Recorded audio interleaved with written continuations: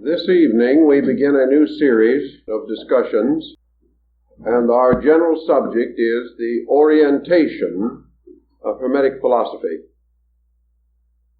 In all of these courses, we are attempting in every way possible to present the material without depriving the student of the right to arrive at certain conclusions of his own. In other words, where certain reasonable doubts exist, where conflict or contradiction is present, we will say so, in order that we shall at least have solid ground as far as we can go. And in the case of the Hermetic philosophy, we cannot go as far as we wish that we could. In the first place, the entire origin of this field of thought is utterly obscure. All that we have is a group of definitely conflicting reports. But out of the conflict itself, and out of the very circumstances which surround the times and conditions associated with the beginning of the school, we gain some very useful and practical insight. So we will try to sketch the field first historically. It is generally assumed that the only material that we have relating to the general subject of Hermetic philosophy originates in the writings of the ante-Nicene father Clement of Alexandria. Clemens Alexandrinus includes in his work a considerable discussion of a system of Egyptian ritualistic, symbolical, magical metaphysics, which was prevalent at his time. And he wrote with the perspective of the late 1st and early 2nd century A.D. Clement does not, however, actually approach the central problem, namely, who was Hermes. Thus we have to seek in other directions, not nearly as factual or as comprehensive. The standard texts of the present time do not have any general knowledge of how what is called the corpus hermeticum came into existence. The corpus is composed or made up of a series of writings attributed to a mysterious person called Hermes, and often referred to either as Hermes Trismegistus or Mercurius Termaximus in the Latin form. Several efforts have been made to assume that this Hermes was the Egyptian deity Thoth, Thoth, long associated with the concept of wisdom, and considered by many to have become intermixed with the Greek Hermes, particularly during the period of the Grecian pharaohs of Egypt. That is, the dynasty of the Ptolemies, the dynasty immediately preceding the beginning of the Christian era. There is no evidence of certainty, however, that the Hermes of the Hermetic school was actually the Egyptian Thoth. This, however, brings a further matter. Thoth as a deity was worshipped in Egypt for a very long time. It would be safe to say at least for 3,000 years before the beginning of the Christian era. The question naturally arises, then, was this deity a deified human being? Did a being or creature by the name of Thoth actually exist at some remote age? The tendency now has been to suggest or suspect that many so-called deities were originally persons, and that through long periods of veneration and infallibility, a kind of deification was given to them by popular esteem. Plato declares that there were at least 5 persons by the name of Hermes in the Greek system. Therefore, that somewhere along the descent of this name, it was bestowed upon persons. Now, 2 possibilities present themselves under this thinking. The first is that the original concept of Thoth as one of the 5 elder deities of Egypt was that he was a god, and like Osiris, was originally a divine being, the basis of a general worship, at least in certain provinces and areas of Egypt. That later, this name was bestowed upon certain human beings as a title of honor or distinction. They were given names to indicate that they were Thoth-like or Hermes-like. Also, there is something to recommend the idea that early writers, recognizing Hermes as the deity of universal mind, took the position that mind is the author of all works. Therefore, that behind the human author of every product is the universal mind, who might well, therefore, be regarded as the genuine compiler, writer, or editor of the work. Thus, a work could be dedicated to the universal mind as its true author. Thus, persons in many ages could attribute their own productions, particularly those of vision and inspiration, to a deity long honored and regarded. It might then well occur that, as in other religions and in other systems, Thoth-inspired teachers were said to have arisen, becoming the embodiments or incarnations of the principle of wisdom, therefore entitled to bear this name. Certainly there were several persons by the name of Orpheus, as Taylor points out for us in his analysis of the mystical hymns of Orpheus. There was certainly more than one person in the course of time known as Zoroaster or Zarathustra. And it is quite possible that the last of the Zoroasters, who is said to have been personally known by Pythagoras, was by no means the first of these fire prophets, but was a distinguished philosopher or mystic or illuminata who had received this name as an honorary title.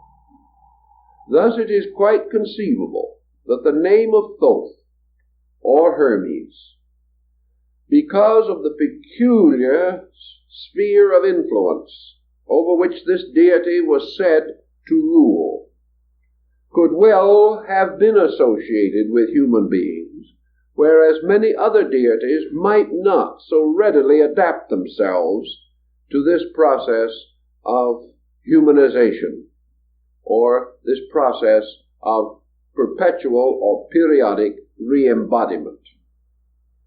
We then have another thought, which is rather daring, has not perhaps received too much consideration, but might be worth a second glance. Namely, that Hermes, or both Hermes, the final person with whom we are concerned, was actually a ritualistic personification. In other words, that this so-called person was the symbolic impersonation of an idea, and that with the gradual passing of time, this person became real, although no one seemed to know where he came from, who he was, or how he departed from this life. If he was a person in a sacred drama, a character in ritualism, a hero signifying universal mind, or even human mind in its noblest and broadest sense, this person could become identified with a story. Ritualism could create a life for him, create situations, but these situations would be essentially symbolical rather than literal, although they might be very well set forth in a rather literal appearing relationship. That such may have been the case in the situation involving Hermes is not unreasonable, for we know that even Clement refers to the Hermetic system as broadly and deeply ritualistic.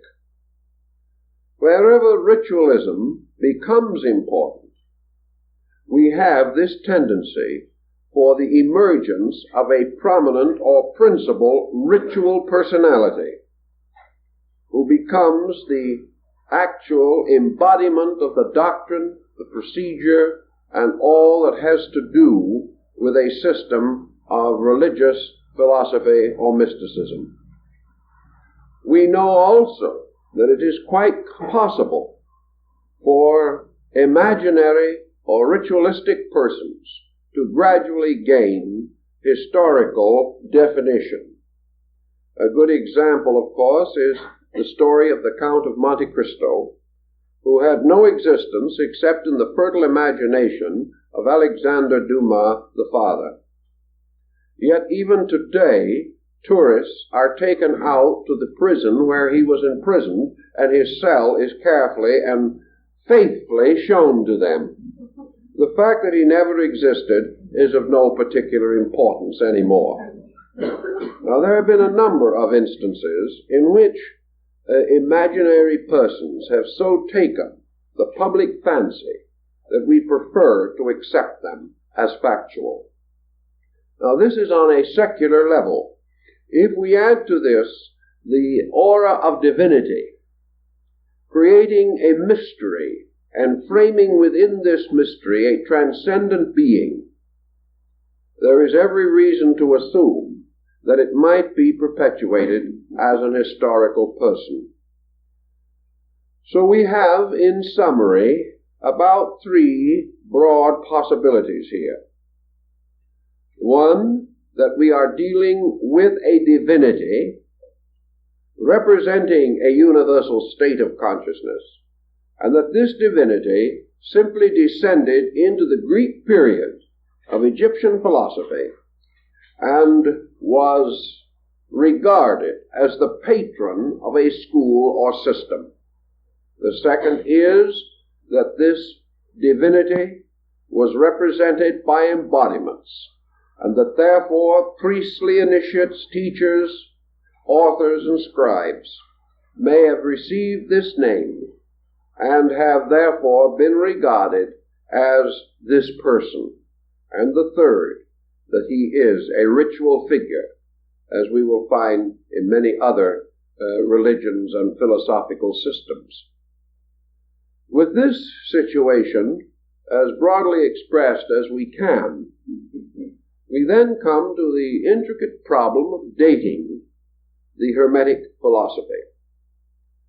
Nearly always we must date a subject particularly an unknown work, by context, by a study of the structure, by a study of the internal ideas presented. It is nice to assume that ideas can be born out of time, or that they can appear full-born and full-grown like Minerva from the head of Zeus. But actually this is very rarely, if ever, the case. Every idea of man is set into a framework of time and place. The average person, and even the average highly informed person, cannot be totally unhistorical. He cannot have attitudes that are totally unknown to the world in which he lives, nor can he develop an idiom or a form of expressing himself that is completely outside of the language structure of his own time. Thus, through idiom, through structure, and through various colloquialisms, forms in grammar, and other instruments, it is nearly always possible to historically establish a work within a very few years. An example of this, of course, a good example, is the early Rosicrucian manifestos. The Famous and Confessio Fraternitatis and the Chemical Marriage of Christian Rosenkreutz, these books are supposed to have been written much earlier than their date of publication. Actually, however, by studying them, we discover that no matter when they were written or how they were written, they could not have been written before the rise of Martin Luther, because there are certain ideas incorporated into them in certain patterns which did not exist or were not known before that date. Thus, the earlier dating must be regarded as largely mythological. Though in the study of the Hermetic writings, as they are preserved for us, we are in the presence of certain elements or factors that cannot be denied. The first is that they do not represent the philosophy of the ancient Egyptian. They are not a bona fide perpetuation of the ancient ammonistic doctrine of the principal Egyptian systems. They are not grounded or set in the Osirian cycle or the great restoration of Egyptian religion, nor can we clearly find them oriented into the temporary reforms of Akhenaten.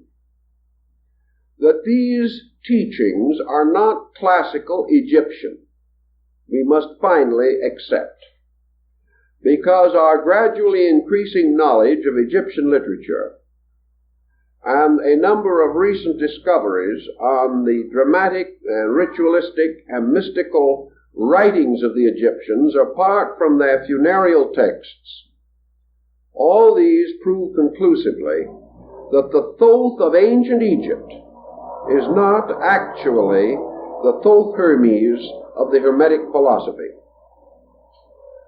We must come down to a more recent time in order to find the inspiration behind Hermeticism as we know it.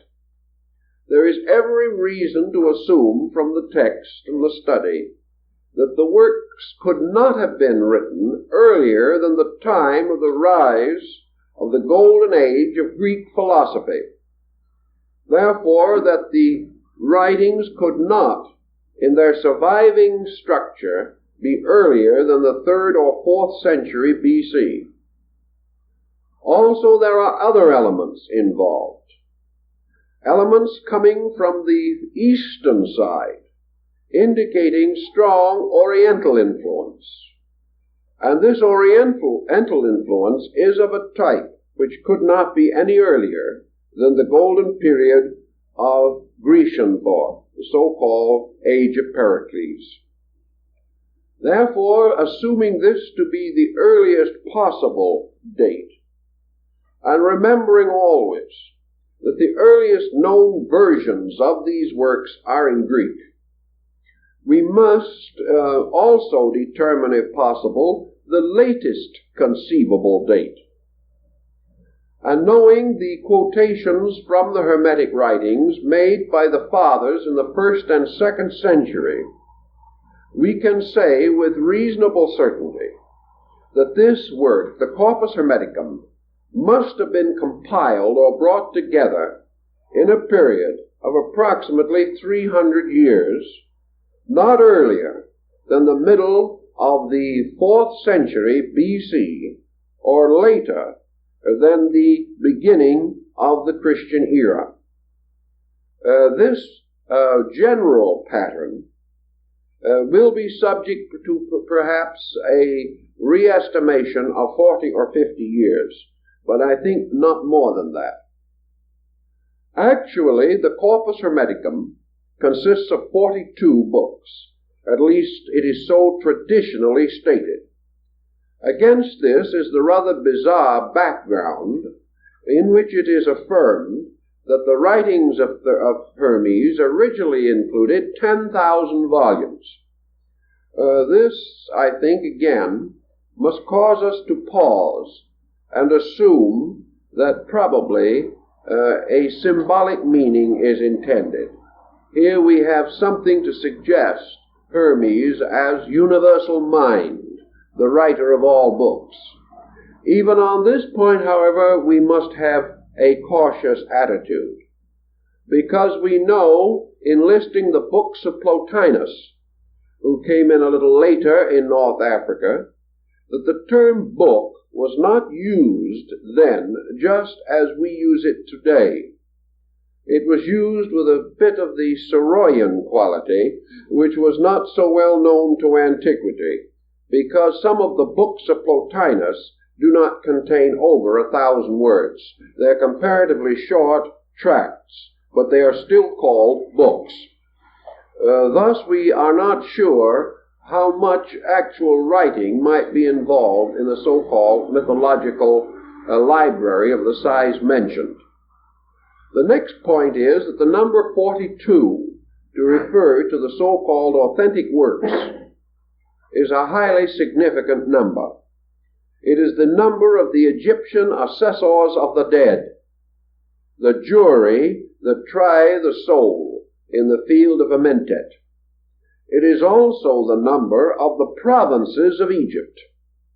There were 42 nomes, or provinces, and that is why there were 42 assessors, one of the jurors being selected from each of the provinces or nomes and their celestial correspondences in the universe. Thus, the number 42 suggests high symbolism of some kind, and also reminds us that the phrenologists of the 19th century, for some reason quite unknown, decided that there were 42 faculties of the human brain. Again, a number appearing which seems to exhaust certain intellectual processes and reflexes within the human intellectual equipment. So we have to be a little cautious on this point, sensing the possibility that we are dealing with an allegory or a figurative concept of some kind, possibly even Kabbalistic. The next point in connection with it, of course, is that up to the present time, very few of the so-called original works of Hermes have been known. We will in a later discussion go into these books, but for our orientation problem, we might say that up to now 42 works are not known. The principal work that is known today is the Pyomandres, or the Shepherd of Men. Outside of that, there are other short fragments, but the Corpus Hermeticum contains nothing resembling 42 books. Early writers came to the conclusion that it never did. But now we must also pause for a moment and mention the Kennebuskian find at Luxor in Egypt in 1946, when the discovery of a Gnostic library about 30 miles from Luxor also included within this collection of books several Hermetic writings not previously known to exist. This opens the door for the speculation that it is possible that 42 works did exist at one time, that there was a reason for this selection, that it was not entirely arbitrary, or if it was arbitrary, it was a division set up within a group of writing in order to indicate some important sequence or symbolism involved in the work itself. Today, the term Hermetic is perhaps more loosely used than any other in the field of philosophy. We may say that after about the 2nd or 3rd century A.D., this term became gradually the synonym of secret. Anything that was completely sealed, completely hidden, completely locked, was regarded as hermetically contained in some way, and we still use the term to signify a sealed vessel or retort.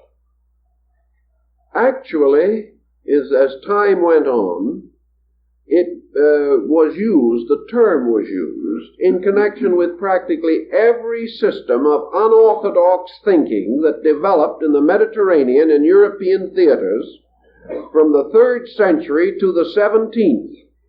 Now that is a long period of time. The word was thrown around and variously applied and misapplied for nearly 1,400 years. During this time, it certainly wandered far afield. A very large literature involving it arose upon alchemical speculation. It even became involved in medicine and in astronomy and in mathematical formulas of one kind or another. It came in general to represent practically the whole body of a secret or profound learning, particularly such learning as related to causes or to principles not immediately otherwise obvious or available. From this we must come to the conclusion that today it is exceedingly difficult to differentiate between the layers and overlayers of speculation which have developed around this theme. If we study the period most involved in the rise of Hermetic philosophy, say the period from the 3rd century BC down through and into the 1st century AD, this period certainly stands out as a period of extraordinary mental activity. It also stands out as the beginning of the rise of sectarianism as it had never previously been known. And we must pause for a moment to analyze this because I think it is important to us. Our ancient forebears in the North Africa Mediterranean theater usually had their own local religions. They had the religions of their provinces and of their cities and communities. Usually the city or community faith was based upon that of the larger geographical area involved. When a nation conquered another nation, it conquered the gods along with mortals, and brought its own religion which superseded that of the people that had been conquered. Thus there was very little actual change of faiths due to sectarianism. People were not inclined to say, I prefer to worship this way, and you can worship that way if it pleases you. You worshipped according to the land in which you lived. And if anything happened and your land changed proprietors, then it was assumed that if your gods were not strong enough to preserve the country that they governed, then it was a good idea to change your gods and join up with the conquerors. and at least be on the right side of the situation. And as changes in the religions of peoples were very slow, and most reformations were of slight general importance, I think we can say that up to the beginning of this critical period, there was almost no concept of what the Shakespearean plays refer to as a misbeliever, an individual with a wrong religion. The only way you had a wrong religion was to be in the wrong place, or to fail to change when some other religion took over your country. There were not minority faiths and majority faiths, such as we know today, nor were there the 500 jarring sects referred to by Omar. These things simply had no existence. There was practically no tendency of anyone to say to another man, your faith is wrong, or your gods are unreal, or anything of that nature. That attitude was foreign to antiquity. Wherever the deities were strong enough to protect you, you worshiped them. And generally, the so-called state religion concept prevailed. And if you were within the state, you held to its faith.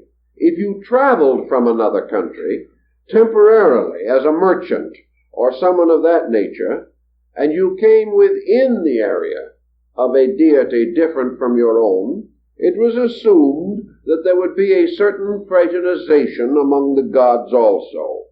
Your belief was held with respect, but it was very unlikely that you would be able to convert anyone to it in the new area. You were there as a guest. Your God was there as a guest of the local deities, and everybody expected everybody to take a nice attitude about the whole thing.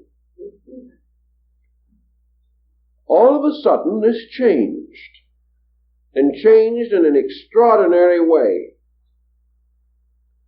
There gradually developed, in an incredibly short time, considering the motions of these days, a difference of attitude involving the total rejection of certain ideas as false and superstitious, the imposing of an entirely new group of ideas, and the division of peoples into schismatic groups, bitterly antagonistic to each other, and frequently ready to persecute and martyr the members of other faiths.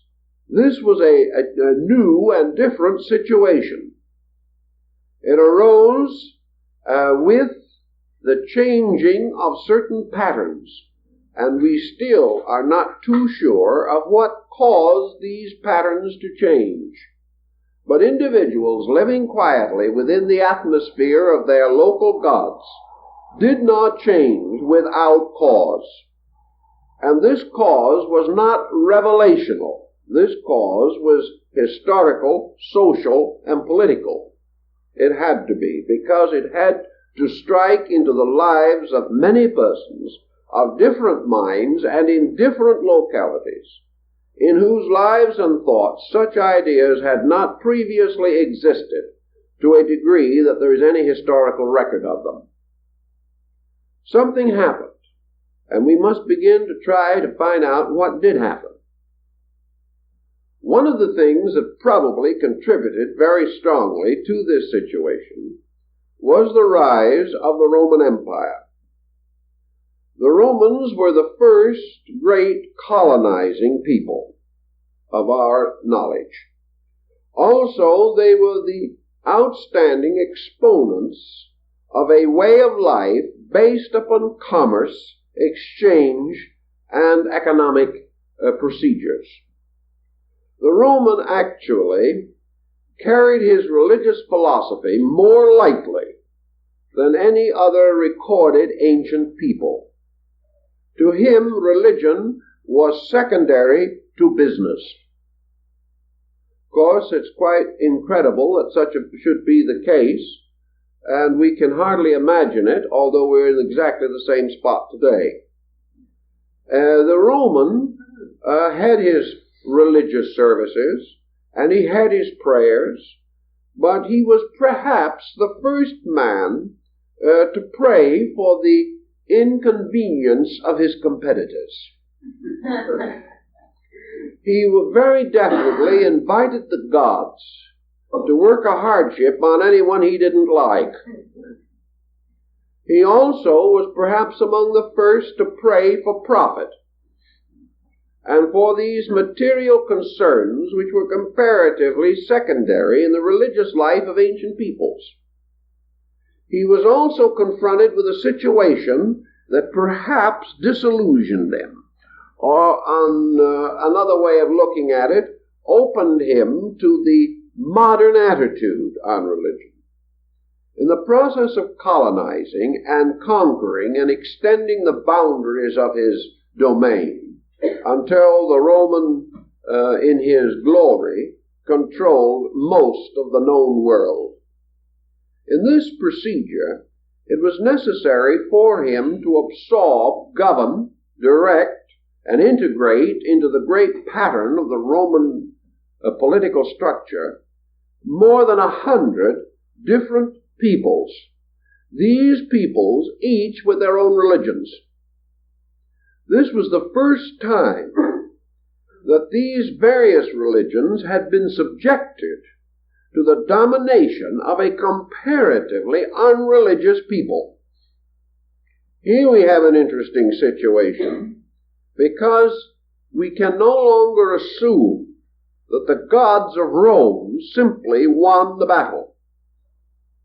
The Romans took much more faith in their phalanx and in their trained military power and in their machines of war than they did in divine intercession. The peoples conquered did not find it, therefore, possible to simply worship the gods of Rome. Even the Romans could not tell them how to do so. Other than state festivals and certain broad concepts, the Romans had no religious substitute for the type of spiritual value which existed among the peoples that were conquered. At no time, for example, did the Roman have a religious philosophy as deep as that of the British Druids, although he conquered Britain. He never had a religion or philosophy as great, noble, or profound as the philosophies and religions of Greece, yet he became temporal master of Greece. Step by step, therefore, the world was bound together without benefit of the gods. Now the Roman was enough of a businessman to realize something that even we do not fully recognize as we try to gather around some such place of compromise and arbitration as the United Nations Council chamber. The Roman realized that he could not profitably destroy the religions of all the peoples he conquered. He realized that to do so would be to destroy the social structure of the world. He therefore controlled the religion, but did not attempt to destroy it. And in the height of the empire, Rome, in its great edicts, declared universal religious tolerance.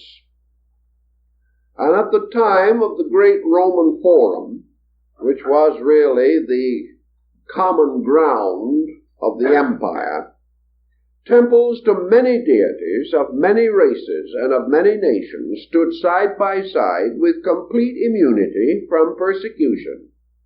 The Roman did not care what you worshipped, as long as you paid your taxes and kept out of treasonable activity.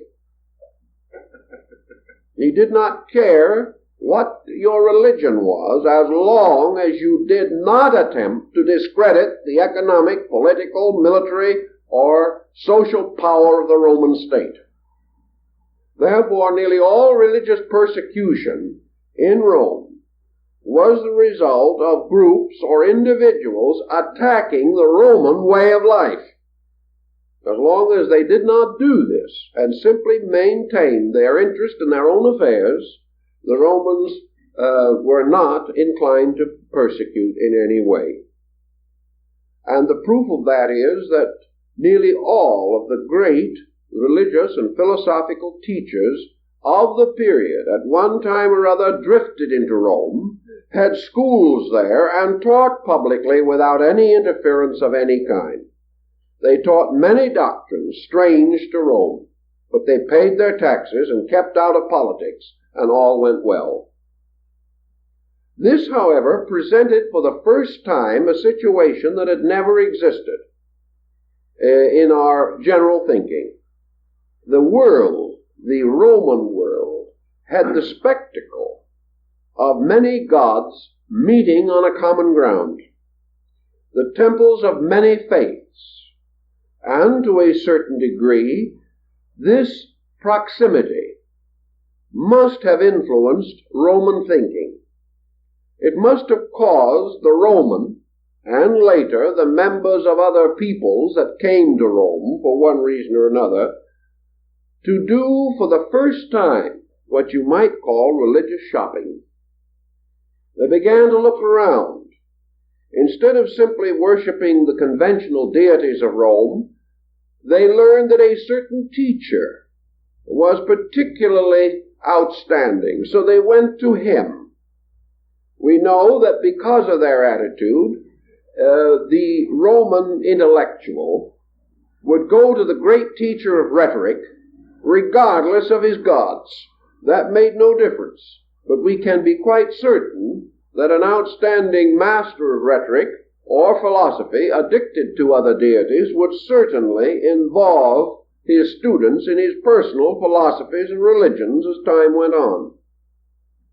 So we have the possibility, which did not previously exist, of the average person weighing gods against each other, trying to observe the relative values of things, and coming to the conclusion that this was deeper than that, or that was more shallow than this, and the possibility arose of the individual saying, I believe this philosophy or this theology is better than that.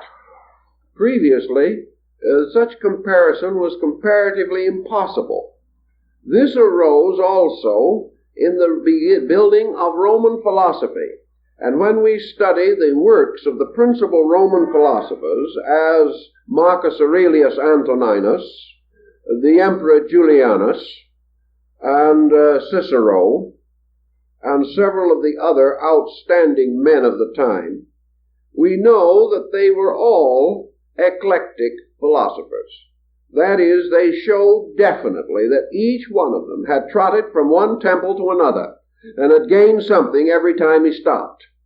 And out of this religious circumambulation of the forum, he had come to a new kind of philosophy, with a bit of Egyptian, a bit of Greek, a bit of Persian, and perhaps a few vestiges of old Roman lore, and a kindly thought for the Druids, or the Mithraic teachings, which became the principal religion of the Roman legions.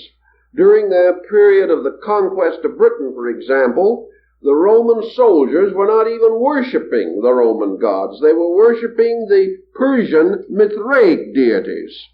The image of Mithras slaying the ox was the principal symbol, and the Roman soldiers left it in England by a little stream, and because of this statue it was later called Oxford, and there the great University of Oxford was built, being built upon a monument or in relation to a monument of a Persian god placed there by Orthodox Roman legionnaires. Now you begin to see that we're in what might be termed a polyglot situation. Rome made possible, in fact made inevitable, that discriminating persons who previously probably had never visited far from their own lands, were now able, within Rome itself, or in Alexandria under Roman control, or in Athens under Roman control, or in Antioch under Roman control, or Ephesus, all of these great polyglot centers being then Romanized politically, that they could go to these centers, or living in them could enjoy extraordinary educational and cultural opportunities. That in any one of these cities a dozen great teachers might be flourishing together, not as in Greece, divided by their arts and sciences primarily, but now divided in the total religion, philosophy, and idealism which dominated their systems. There is no doubt that without such a situation, Gnosticism, a polyglot belief, could not have come into existence. Neoplatonism could not have arisen to the condition of general recognition which it enjoyed. There would have been very little possibility of the ascent of Manichaeanism, which was another one of these polyglot beliefs, nor would we probably have had Hermetic philosophy. They all seem to be more or less involved in this pattern. We also find rising in areas under general broad Roman influence, such as Judea, the rise of the Essenian cult, later the Kabbalists, and in North Africa the Jewish sect of the Therapeutae. We find men like Philo Judaeus arising in this pattern for the first time, writing a work on religion in terms of comparative religion, in which, instead of deriving his total message from his own faith, he immediately began to use other faiths as means of explaining his own. This situation may be said to have broadly existed just at the critical period that most interests us. Nor can we overlook the fact that Christianity rose at precisely this same time, and that Christianity, as a structural faith, bore witness within itself again of a highly complicated intellectual, moral, aesthetic background, a background in which from the very beginning Christianity stood out against, for instance, the background of Orthodox Judaism. Here we have a faith emerging by a strenuous reform. Here we find this faith spreading almost like wildfire, extending through a highly conditioned society. Had Egypt, with its old gods, had its old impregnable position, had the ancient deities of Greece been firmly and completely dominant, and had the Latinized Greek gods of Rome had the strength and domination and complete authority that they had in the times of Numa, or even in the period of the first Caesars, we could not have imagined any polyglot or heterodox faith spreading through these areas without an immediate reaction that would have almost exterminated it. Instead of that, we find it reaching people who are already inquiring, who are already a little uncertain, who are already disillusioned in something. The great note of Judaism of the time was disillusionment. The ancient gods of Israel had not preserved their people from the tyranny of Rome or the tyranny of Herod. The old vows had been broken. The punishment of deity was upon a delinquent people.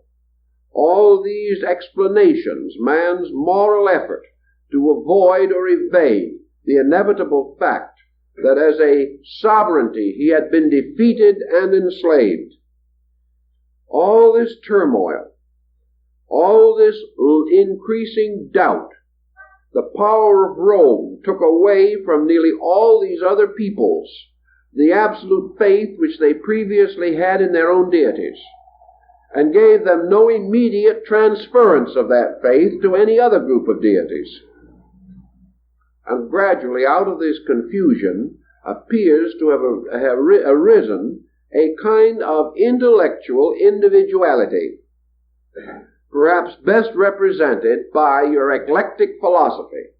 These people simply, as we said, went shopping intellectually.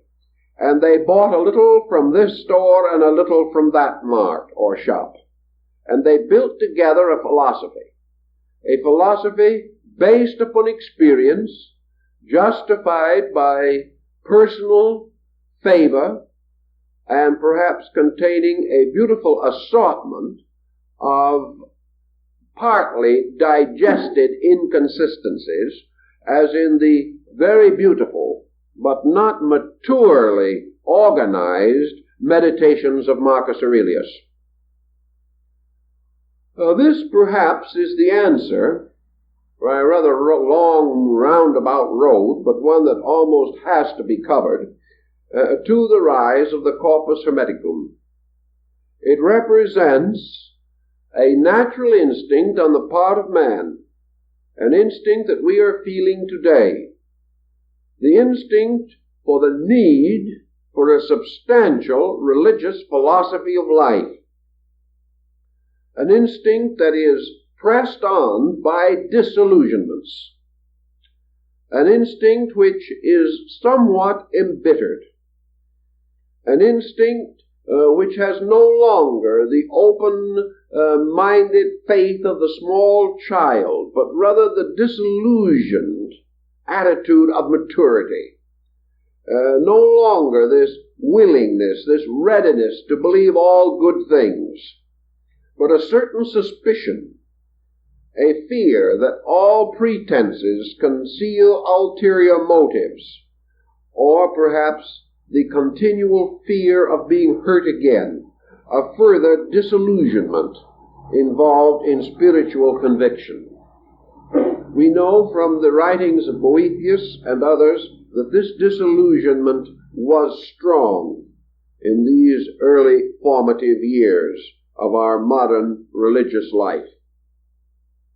If this can be regarded as valid, and we assume, as we must, that all old faiths did not die in their tracks.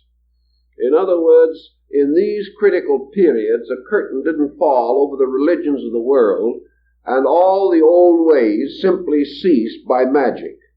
It was reported that great Pan died, but we have no proof that this actually happened.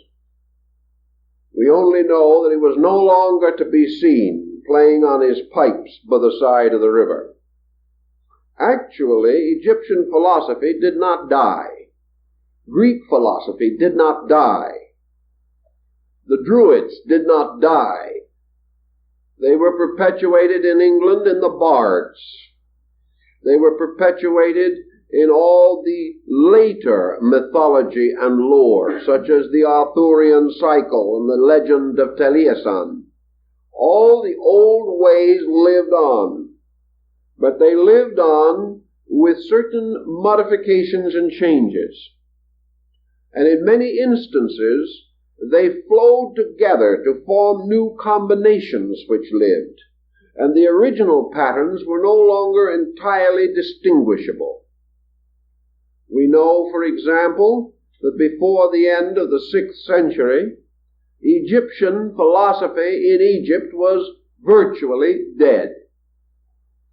By that time, Moslemism was beginning to come in, and in a short time the land of the pharaohs would no longer be Egypt. It would be an Arabic state in which perhaps only a few of the old Copt Christians held any real link to the past. Therefore, if Egyptian religion survived at all in Egypt, it survived in Coptic Christianity. And we have reasons to know that this is quite essentially true, for there is much evidence of the survival of Egyptian religion in the Greek Orthodox, the Russian Orthodox, and the Armenian Orthodox churches. So things disappeared into patterns and came out again much later. And because after this decline of the Roman Empire came the Dark Ages, with almost complete illiteracy, a great deal that was carried across this long, dark interval was born with half memory. People did not even know anymore where it came from. They had forgotten, and did forget, in the course of 400 or 500 years, the entire cycle of descent. Little by little, the symbolism was moved into new patterns and imposed upon new doctrines until the original situation was comparatively forgotten. Today, if you go through a great cathedral or study the various parts and elements of Christian ritualism, you will find hundreds of relics, fragments, survivals of much older pre-Christian beliefs. But the average Christian believer does not even know this. Therefore, it is quite likely that he did not know it 1,000 years ago, even as well as he does not know it today. I finally made a sentence out of that, didn't I? Anyway, out of the polyglot of Greek, Egyptian, some Syrian, possibly some Hindu, and other Asiatic faiths, we seem to find 2 or 3 important groups emerge. One of these groups was most certainly the Hermetic. It is also interesting to observe that the early church fathers, the ante-Nicene fathers, ante now meaning before, not against, before the Council of Nicaea, the ante-Nicene fathers accepted out of the past 2 so-called pagan teachers with almost universal respect. A little later they added a third. The first 2 that they accepted were Plato and Hermes. And the third, who became popular a little later, but retained his popularity beyond either of the others, was Aristotle. And by the rise of medieval Christianity, Aristotle was held in just about as high a regard as any of the prophets or patriarchs. Christianity became Aristotelian, whereas in the early part of it, it was essentially Platonic. But that these church fathers in the 1st, 2nd, and 3rd centuries should not have resented either Plato or Hermes is itself an interesting point. It means that they recognized in these systems certain truths or certain realities which could not be denied, or which were so stated that they could be Christianized to the benefit of the new faith. What then was the the basic point upon which so much of this depended? And apparently, this basic point in both cases was the definition of deity. The Gnostics had an entirely different definition of deity, so they were almost completely rejected. The Neoplatonists, with their peculiar mystical approach, also found little favor. But the Platonists and the Hermetists found a very strong favor because of their approach to deity as a purely monotheistic being. Therefore, we must say that Hermetic philosophy introduces strongly, sometime slightly before or at about the period of the Christian era, a totally monotheistic concept of God. Now this is interesting because it has been called a pantheistic monotheism. not a polytheistic, but a pantheistic. In other words, the one deity of Hermes and of Plato was a deity within creation, not a deity outside of or brooding over creation. The attitude of Hermes is the same as the attitude of St. Paul, the God in whom or in which, and we are told that probably the original of the New Testament statement was also in which we live and move and have our being. Thus, the deity of Hermes was an all-enclosing spiritual principle, and this essentially is also the Logos of Plato. Thus, the belief in one God seems to have endeared these two schools to the early rising Christianity, and to have caused the Christian church, particularly in the period of its great apologists, to assume that these revelations were inspired. And it was some time later before they became more critical and had a tendency to reject certain phases. Then Aristotle came in, because Aristotle, refusing to emphasize the conflict of opinion concerning deity, and building his ideas largely upon naturalistic phenomena, gave the church an opportunity to advance education and science without becoming theologically involved. And this made possible the great enthusiasm that was centered on Aristotle, and later, as Aristotle was involved into the system which we know as Thomism, or the philosophy of St. Thomas Aquinas, who was the Christian Aristotle. Now, in the Hermetic system, we begin to analyze, therefore, a concept which perhaps can be understood in terms of our previous meanderings through the problem of Roman religion. Namely, the concept that for the first time man conceived the possibility that all these different faiths had certain identity. Up to the time when you could actually go through the forum and maybe worship at all the altars, it did not occur to you that all the altars sent their flame into the same air. Nor did it occur to you that the smoke rising from the Mithraic altar might mingle in the atmosphere with the smoke rising from the altar of Vesta.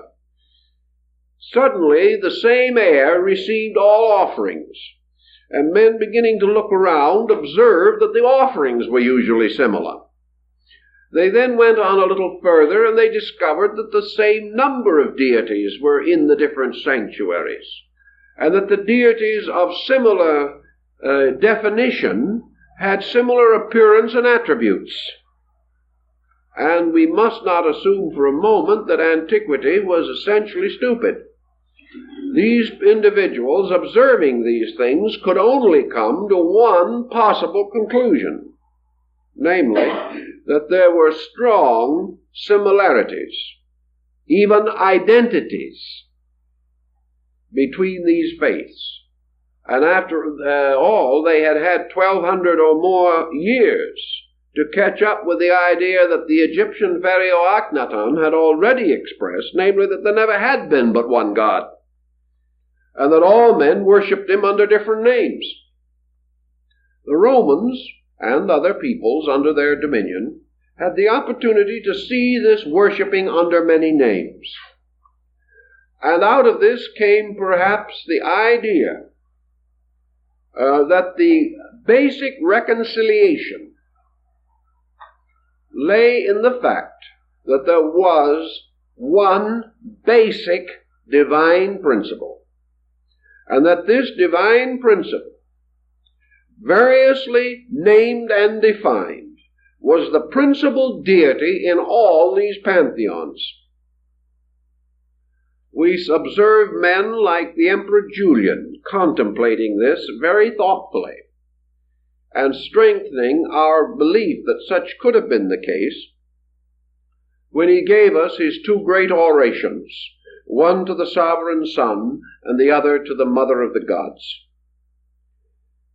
He tells us beyond doubt that his own contemplations have shown him the universality of a divine principle. Consequently, it is not necessary that this should have been imposed upon men, either by the Christianity or by Hermeticism. Already philosophy had acknowledged it, but in the old days, when nations were separate and the commerce between them was very slight, peoples of various nations did not know the beliefs of their brothers and their neighbors. Gradually, as this knowledge improved, we became more aware of these things, the public mind itself inevitably produced this concept of the over-deity. The deity that did not destroy the other gods, nor was this deity merely one becoming victorious and gaining special veneration. It was a new dimension of deity, a permeating, penetrating, universal power, a power in which all things shared, and which was the common life of all living. Thus, it would be inevitable that if this concept arose in the minds of progressive thinkers, that it would be the natural substance for the integration of sect or creed or cult or faith. It is also quite possible, as always is the case, that early rising of such belief would be secret. That men would gather first to mature their own ideas and to escape the eternal stigma of unorthodoxy which has followed thinkers since the beginning of time. Thus these precious discoveries, following in the pattern and practice of the older mysteries, would be communicated only to an elect, only to those who were regarded as capable of understanding correctly this new dimension of things. Which brings us to the next point in connection with the Hermetic philosophy, and that is its relationship to the mystery systems of the world at that time. We have mentioned the state religions. We must always remember that behind each state religion was some kind of a mystical or metaphysical structure.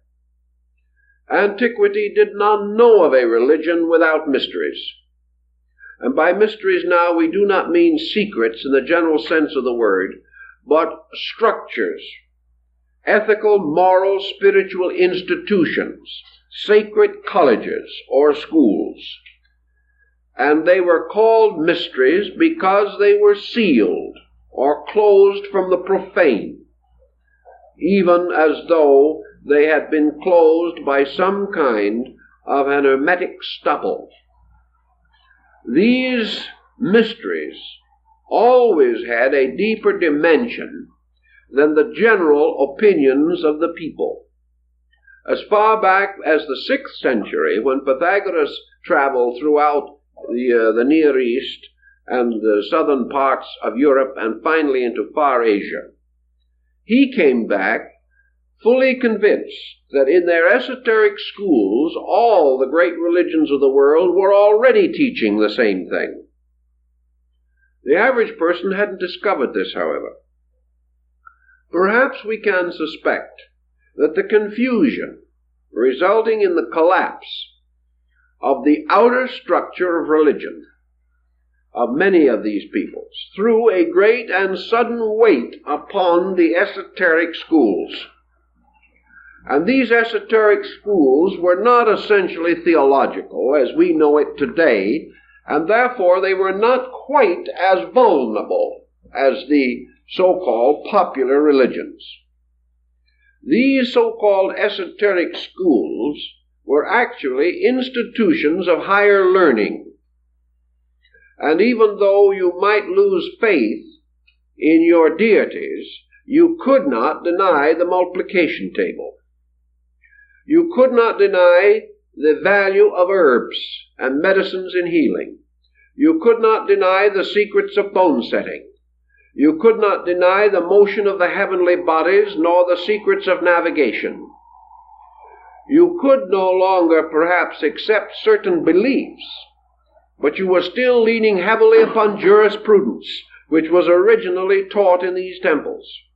You were leaning very heavily upon the laws and canons of art, of sculpture, and of music.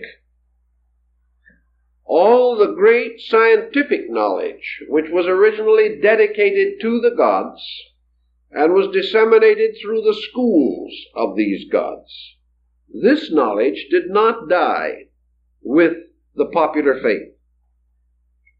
Thus, the esoteric schools, or the mysteries, perhaps came forward more rapidly after the decline of the state religions. Men now had a new level of value upon which to pin their faith, and it is quite possible that it was at this time that the gradual shift from a spiritual to a scientific way of life actually began. And as it took thousands of years to create the philosophical religious systems of the ancients, the last 2,000 years has been largely dedicated to the shift from the theological foundation of exoteric religion to the great mystery sciences of esoteric religion. In any event, the learned, the leading minds, those who became the opinion makers of their own days, certainly must have recognized that you could not destroy the school with the temple, that the school had to go on, that man still had to learn. The increasing dignity of the school is expressed in Neoplatonism, Gnosticism, and Hermetic philosophy, and to a degree in the Essene and Therapeutae doctrines, certainly in the Kabbalism of the early Jewish mystics, rising from Rabbi Akiva, who belongs to this same critical period and is just about as difficult to orient as any of the others. All of this seems to show that the universe began to emerge as a great wonder of law. We no longer hear of the gods walking around the earth, concealed as mortals, or riding away into heaven in chariots. We no longer see winged immortals flying in space. We hear no more of nymphs and hamadryads. These things vanish. Instead of that, we begin to hear of the teachers, the great illuminators, those who came with extraordinary knowledge, those who made possible the advancement of arts and sciences, and those who gradually transformed the beliefs of men into a kind of moral philosophy or ethical system, a system based almost entirely upon the philosophic premise of adjustment to disillusionment. Philosophy is actually man's reconciliation with the inevitable. And in that we see it emerging. We see it coming more and more into the foreground. And we find men like Hermes, or beings like Hermes, no longer simply telling stories and fables about the gods, or writing hymns about deities, or perpetuating the powers of arbitrary deities.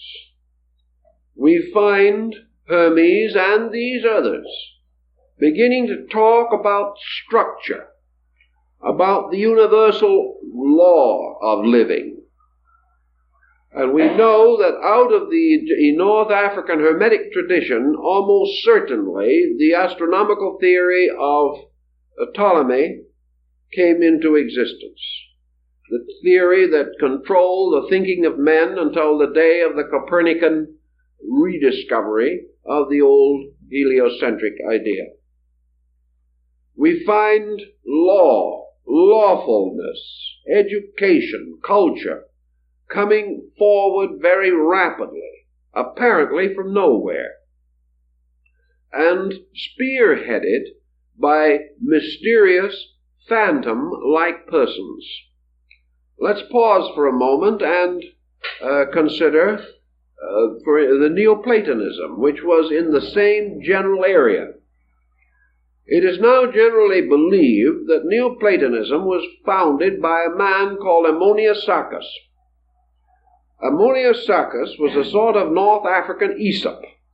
He was a strange man of no education as far as is known, and his name implies his trade. He was a carrier of bundles, burdens, and trunks. He was Ammonius of the sack, and he delivered goods for people and received a small amount of money for transporting and transferring freight and baggage. He was sometimes referred to as a porter, certainly as a carrier of burdens. This man is supposed to have suddenly burst out with one of the most transcendent systems of mysticism the world has ever known. How he received it, where it came from, no one has been able to say. Yet this man, unlettered, unschooled, unlearned, drew around himself one of the most brilliant academy of thinkers that the world has ever known, including such minds as Plotinus, Iamblichus, and other leading thinkers of his day, finally to produce in Athens a little later the glorious, glittering figure of Proclus, who is called or surnamed the Platonic successor. The rise of Neoplatonism is a mystery, and has always remained a mystery. Yet there is a dark hint that behind Ammonius Saccas was another person, that for some reason this other person chose to be represented by the common bearer of burdens. Now, who is this bearer of burdens? Perhaps it is the same bearer of which there is reference in the Bible, of cast your burdens upon the Lord. Also, there are many concepts of Jesus as bearing the burden of the world's woe, or bearing the burden of mortal sin. This burden bearer keeps appearing in many localities, certainly a possible symbolic statement or concept. But who and what was the force behind this?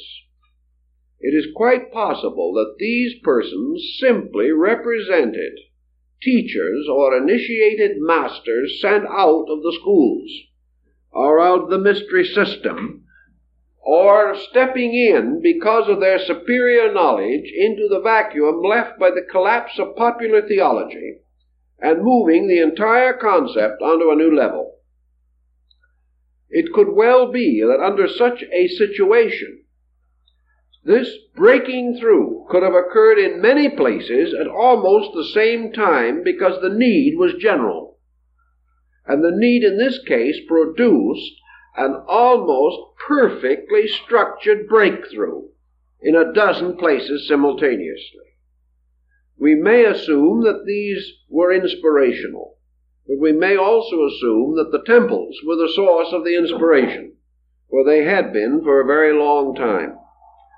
Furthermore, as soon as this breakthrough occurred, as soon as the world in general began to think scientifically, philosophically, cosmologically, and to begin to use the instrument of symbolism with a certain intuitive apperception, the moment this breakthrough took place, the mystery schools vanished.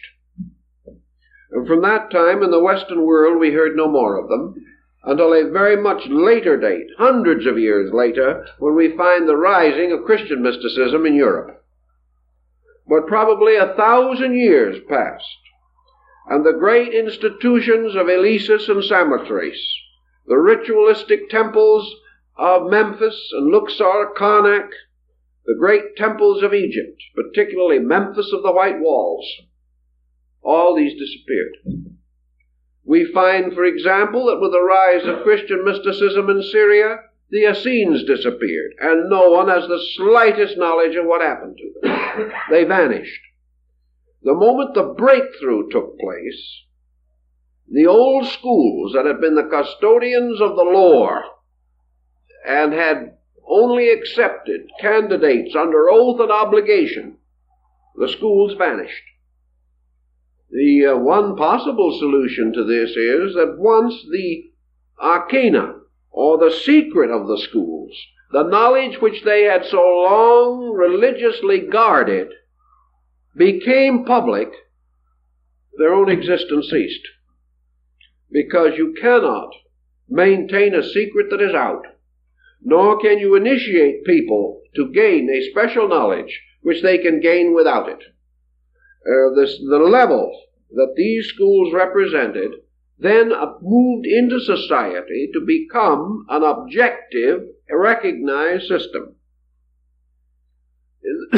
In the hundreds of years that followed, we have the building upon these foundations, because this revelation of laws was a pretty tremendous thing, and it brought out foundations that could not be immediately exhausted, nor fully built upon.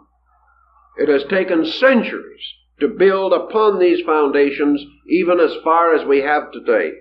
And without the knowledge of the Greeks and Egyptians of 2,500 years ago, modern man would never have advanced his knowledge of electronic or atomic energy, because he is actually making his calculations with the instruments that were given to him by the Greeks, Egyptians, and Arabs. Thus, from the emerging of these things, we begin to see why, out of the ruin of a theology which had failed due to the wars that had destroyed men's faith in the ancient gods, there arose a new object or a new instrument of faith, faith in wisdom, faith in essential value. And this wisdom gradually became synonymous with God.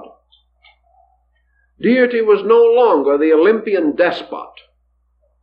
Deity was now the extraordinarily wise Father, the old learned one. Deity was moving gradually into the relationship of the mentor, of the great teacher. And in the speculations upon this subject, it was not difficult to imagine that this universal mind, this power that was behind the whole great institution of learning, should suddenly blaze forth as the most convincing concept of deity that there was. So God became no longer a symbol of power, but a symbol of wisdom. This was something that actually the Greeks did not have. The Greeks had deity as an object of veneration, and in the Mithraic hymns, the Orphic hymns, we find a great adoration for deity. But the Olympian gods were a rather frivolous lot as a whole. They had some rather strange and inconsistent practices, and were not entirely admirable, as even Socrates pointed out. There were some scandals among the immortals that were better not mentioned even by the Greeks. Some of these scandals, rather well whitewashed, have descended to us in Bullfinch's mythology of the Greeks and Romans. Whatever scandals, however, were whitewashed by the Greeks were revealed in their full splendor by the Romans. And it was not the state religion. It was the great school of philosophers rebelling against it. Not rebelling against the gods, but rebelling against the literal acceptance of doctrines which they held to have mystical or secret meaning that made possible the rise of Pythagoras and Plato. Because it was the duty of these men to refine and improve and deepen and broaden the concept of religion, that men should realize that these fables were actually stories of secrets and wonders that could only be fully understood by those who had been initiated into the sacred colleges and rites. And that then in these schools the keys were given by means of which these fables were unlocked in all their internal splendor, and man could begin to appreciate the greatness of the things which he had once regarded as frivolous. This remedying of an obvious defect resulting from man outgrowing his own infancy, the great philosophers strenuously attempted to achieve, and they did to a great degree. Gradually the world caught up with them, and these philosophical systems that were once for the few became increasingly significant to the many. Now, this tremendous rise of intellectual rebellion against limitation brought also with it a certain inevitable reaction. We find, for instance, a very interesting thing, that as soon as the public mind began to be highly philosophy conscious, the philosophers gradually became mystics. The leaders departed from this pattern also and began to emphasize a purely theistic, intuitive approach to deity. It seemed as though they instinctively realized that intellectualism would run the whole thing into the ground, finally. That men substituting mind for God were going to fall onto the horns of another dilemma. They were going to gradually grow great with pride. They were going to worship their own thoughts, and they were going to adore the products of their own mind, and they were going to lose the basic intuitive power which comes only from humility. Thus, even at the beginning, you see the struggle taking form that was finally to emerge. The philosophizing and the revelation of certain great secrets from the temples could no longer be stopped. The breaking down of the mystery institutions, the final dispersing of the priesthoods, the conquering of the areas, the pillaging of the great sanctuaries, scattering their teachers, meant only the inevitable need for the preservation of ideas. And the only way to preserve them was to throw them into the very public mind from which they had once been protected. Because only then could the common man be the keeper of the mystery. Otherwise it would have died with that generation. But no sooner had this occurred than it became obvious that a great danger was also presenting itself. And this probably was the one great surviving, preserving factor that threw a number of these early important leaders into the Christian camp. Here was an important control or directive against the rising of the wisdom principle to the point of mental arrogance. Here was humility. Here was a simple doctrine of human relationships. Here was a simple teaching of the brotherhood of man and the fatherhood of God, and do good. Serve, love, have faith, and practice the virtues. This coming into conflict with the revelation of exact knowledge seemingly occurs in pattern, in the mingling of the wisdom of the old mystery systems with the emotional, mystical content which was so present in human nature. And these mingling produced the heresies. They produced the conflicts which mutilated the first 6 centuries of the Christian era. Here then we had the beginning of the schismatic difficulties. We had the wisdom principle and the love or emotion principle drawing apart, trying to build a bridge, each attempting to absorb the other, each determined to preserve itself against absorption, and finally, in many instances, parting as foes, and each going its own way, deprived of the most valuable of all factors, that which would have been reconciliation, the bringing of these things together, so that we could have had an enlightened love, and we could have had a truly spiritualized, human, idealized wisdom. The dividing of these two groups has never been completely overcome. But the mind, being by nature a dominant and inquisitive instrument, has continued to dominate and has continued to lead man into intellectual segregation ever since that time, until today mind dominates practically every attitude and action of the human being. Our Hermetic problem, then, seems to deal with the breakthrough in North Africa of certain secret instructions. We know that the priests of Amun-Ra, those who wrote the rituals of the dead, those who gave the ancient Egyptian Amunism, and later the Osirian religious cult, those who swung their censers before the altars of the great old gods, these priests, with their chants, their rituals, their rites, and their ceremonies, were not the builders of the pyramid. The builders of the pyramid were mathematicians, masters of geometry, deeply versed in astronomy, possessors of exact sciences.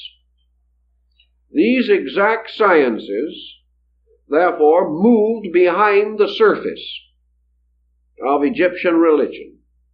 And Dr. Preston pointed out that he told me one day that he was convinced that the Egyptian hieroglyphics have at least 2 different methods of being read.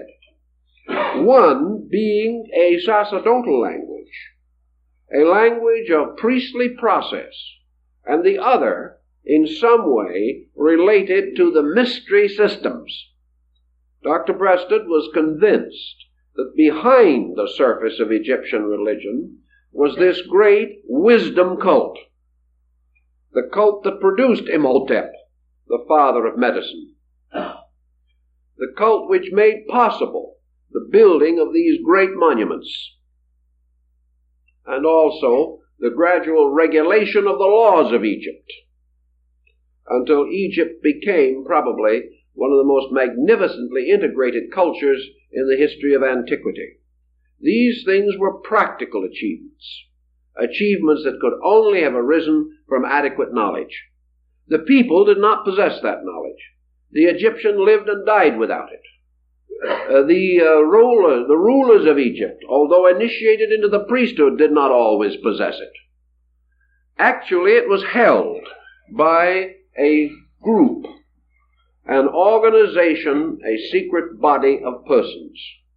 And this secret body perpetuated itself by rites and ceremonies, as described by Plutarch in his Mysteries of Isis and Osiris. This breaking through in Egypt seems to have given us the basic principles of Hermetic philosophy, because these principles deal with certain things, the true nature of deity. The true nature of deity, here interpreted as the eternal mind, which brings all things into existence by the power of thought. Thus, Thoth, thought, Hermes, Mercury, gives us the concept of a world that exists in the divine mind, a projection and manifestation of the eternal thinker. And he tells us that the world is the non-eternal thought of that eternal thinker, that all things are supported on the warp and woof of thought, thoth, for our word thought comes from his name. This being, therefore, which is the creating power, creates by will, creates by the exercise of secret attributes. This deity is not a highly glorified Louis XVI. This deity is not the Zeus of ancient Greece, nor the Jupiter of the Latins. This is a mystery God, a God without form, of which all things are the form, a God without dimensions or proportions, but containing all dimensions and proportions within its own nature, a God of 7 powers, which are 7 arts and sciences, and a God ruling by the inevitable motion of its own being, and this motion absolute law. When we begin to see this, we begin to see that we are escaping from most of the type of thinking that wrecked antiquity. We are moving forward into something, and we do not know how it was concealed as long as it was, but that it appeared spontaneously in many areas, and that it is intimated by men like Pythagoras and Plato, who were initiates, to have existed, intimated by Apuleius and Plutarch, to have existed, referred to arcanely by Cicero and Seneca, known to the Emperor Julian as the result of his own initiation at Ephesus, and appearing again in the apocalyptical writings of the New Testament. These factors, breaking through, seem to tell us beyond any reasonable doubt that this structure of the corpus hermeticum was the beginning of, or one of the beginnings, of the effort to build a complete scientific philosophical foundation under the collapsing religions of antiquity. That this information had been previously perfected, and that the outstanding examples of this perfection would be found in the great architectural and legal documents of antiquity, such as the Code of Hammurabi, probably the earliest and one of the most enlightened of all legal codes. That it is to be found concealed in various ways in the proportions and dimensions of ancient buildings, that it roots in mathematics, that it roots in subjects so ancient that we cannot even trace their beginnings, that there was also a consistent integrated concept of the solar system, of the universe, of space, of time, of energy, and all of these things, which certainly form no part of the decadent ceremonials of the old later Roman priesthood, whose principal concerns were to be sure that they had the right cap on and that they were wearing the red slippers without which they could not perform their sacred duties. And when asked why they wore the red slippers, the answer seemed to be because their forefathers had sacrificed animals and stood with their feet in the blood.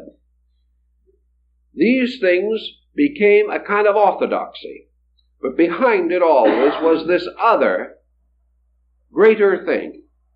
And when Julius Caesar sacrificed to the gods as emperor deity, he certainly did not know these other things, or he would not have conducted his life in the way that he did.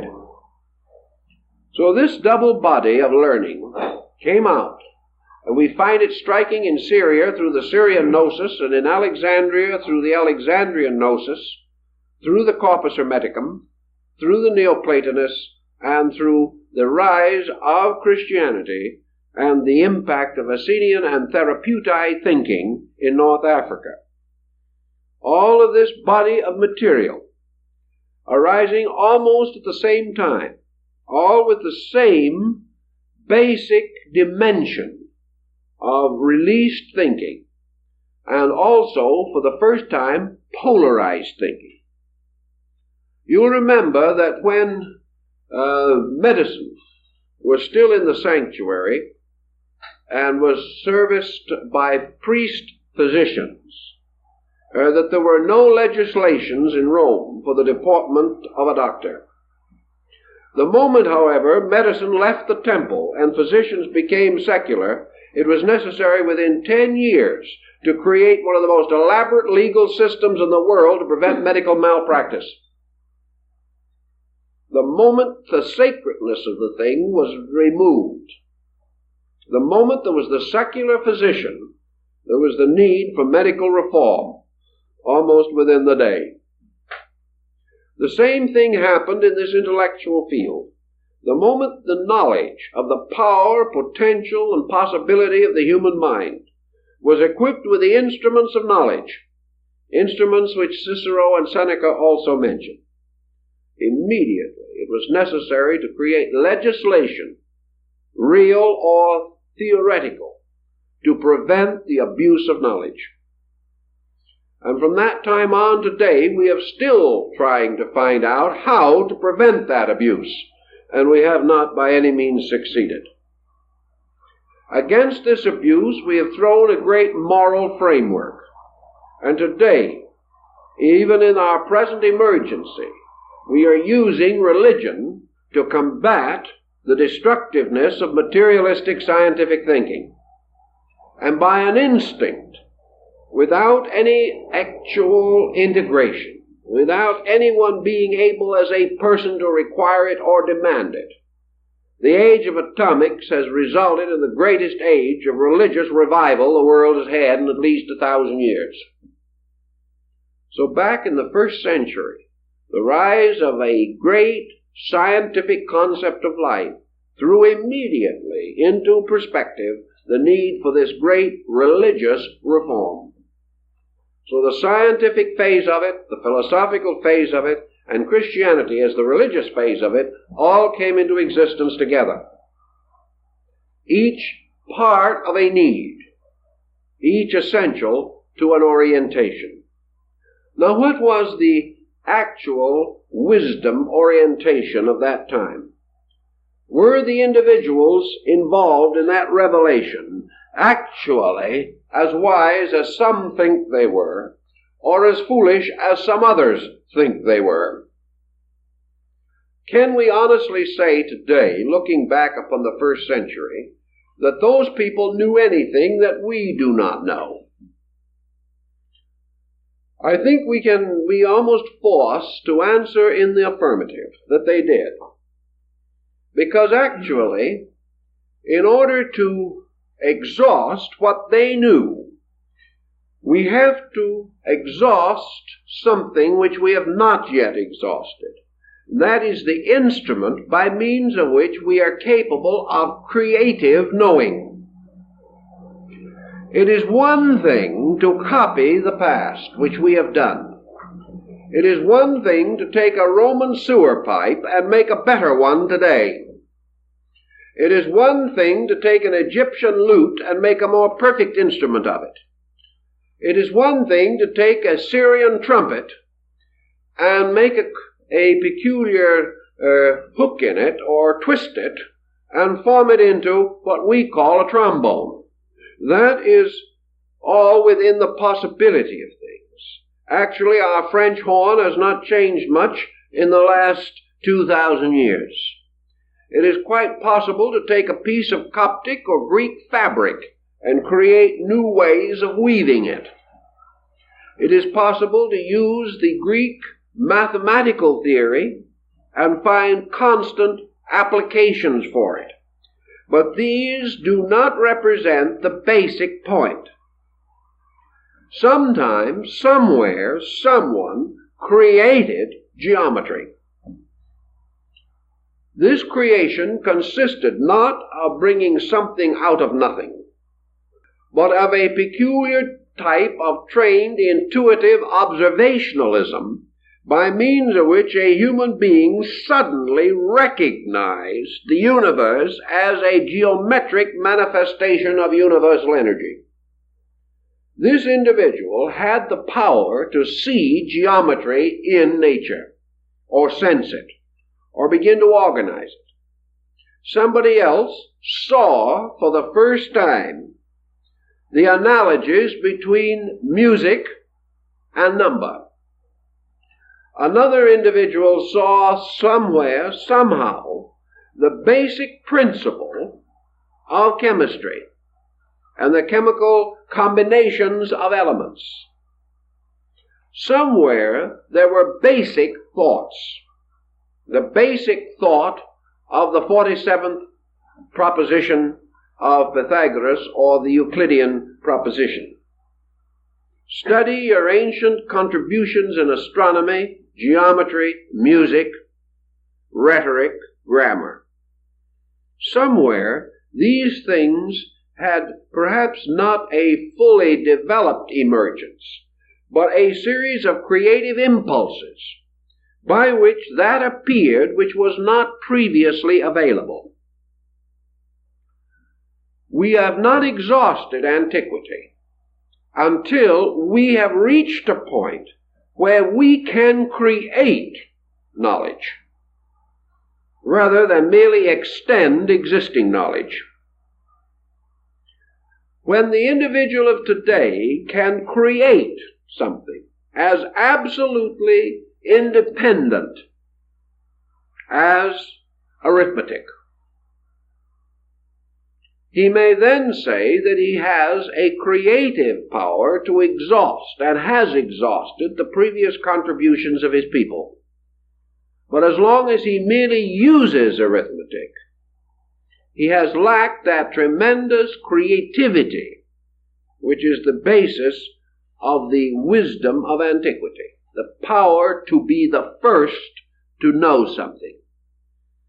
Now, we may say that everything worth knowing has already been found, so we can't do it. This is untrue. There are more firsts waiting than have ever yet been revealed. But as long as we are content to use rather than to create, we have lost one dimension of thinking. And that dimension is the very thing that the Hermetic doctrine is concerned with, namely man's ability to become conscious within and of the universal mind itself, so that every individual creates with the mind of God, or with the universal divine intellect. Thus, the end of all knowing, according to the Hermetic system, is that men will not think about God or think of God, but think with God.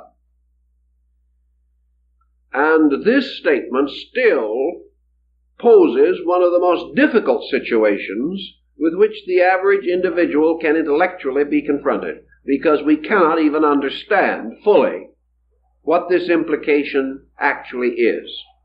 But we do know that at a time less blessed than our own, when the opportunities for knowledge were much less than ours, when the instruments of available learning were far more deficient than ours, men had the creativity which established all of our great instruments of knowledge.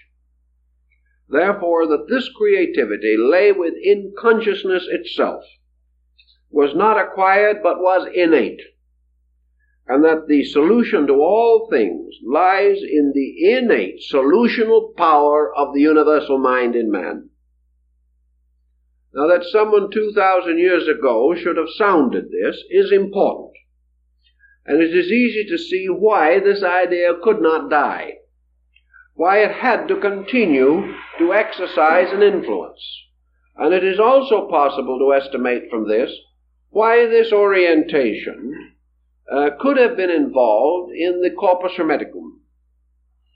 The idea of this one consciousness, the author of all knowledge, this one mind, the substance of all good, and of course with it all, the vision of the way in which man, through the development of the special and particular faculties of his own consciousness, might in some way and in due time attain to identity with this mind. We will learn a little later that such is the burden of the divine Paimanda, or the shepherd of men. And we know that it is the burden of that department of the Neoplatonic thinking which is called the theurgical part, namely, theurgy, the magic of fulfillment, the magic of doing, the magic not of listening nor learning, but the strange power to be one with truth. So back even in that day, men dreamed of the possibility of bringing their own consciousness in rapport with the universal consciousness. And the secret books of Hermes and the mysteries of the Hermetic doctrine were in one way or another concealed in this, or were concerned with it. Thus, the moment we apply this key to alchemy, we change the entire perspective of these chemists. The transmutation of ignorance, the transmutation of not knowing into the state of pure enlightenment. The creation of the universal medicine, truth itself, which alone can heal all the sickness of ignorance wherever it is distributed. And the principal primary contribution of the Hermetic philosophy was that such a truth elixir was possible. That it was not the vain speculation of deluded persons, that it was not a hope beyond possibility, but that truth substantially was attainable. Perhaps not immediately, perhaps not totally, but that the motion toward truth was the motion toward solution of every problem, internal and external, as far as problem could beset man or any of his attributes. Thus the Hermetic arts consisted of the arts of human regeneration. There is everything to indicate that they were influenced by Buddhism. Buddhism with its noble path of renunciation. It is quite possible that the Hermetic philosophy was influenced by the earliest systems of Eastern mysticism that resulted in yoga and Vedanta. It is quite possible and almost certain that this system was also influenced by the part of the old Sanhedrin, the great Sanhedrin of the Jews, which dealt with the mystery of the Merkava, or the chariot of righteousness, by means of which the prophet is transported to heaven without death. This chariot of righteousness, this chariot of Ezekiel, being the symbol of illumination, or the spiritual ecstasy by which man is moved from one world to another. Hermes himself describes this experience, or the writer of the Hermetic doctrine creates a person and causes that person to be the personification of the truth seeker, receiving into himself the experience peculiar to those who through dedication have become worthy of the truth. Thus in the Paimanda and in other Hermetic fragments, universal mind or consciousness becomes the teacher, instructing the disciple in the attainment of the great end of learning, which is the Hermetic marriage, or the Hermetic union, the union of the mortal and the immortal in an indissoluble bond of amity. In these thinkings, then, we have the grounds for many mystical speculations that were to come at later date. We see the source of a large part of Christian mysticism. We begin to see why the more illumined church fathers must have recognized the same essential doctrine that they themselves were seeking to cultivate. They must also have realized that the experience of deity is the end of all spiritual quest. And because Hermeticism, like the early church, was concerned with truth as an experience of consciousness, it could not be rejected totally, any more than the ethical experience of Plato could be rejected totally. So the orientation of our problem is historically in these centuries of change, these centuries by which certain directives arose in the thinking of man, and in the midst of these directives we see the rise of this very strange and elusive belief. A belief, however, which again never died, but became disseminated through 100 sects, even reaching into the Near East to become very important in the teachings of the dervishes and the Sufis. Thus this teaching moved in and on through time, losing its name after a very short time, but never losing its directive to the individual or its positive affirmation of the exact science of human illumination or redemption through the spiritual experience of illumination. These elements and these factors give us the orientation and will, I think, permit us to go on next week with a further analysis of the doctrine itself.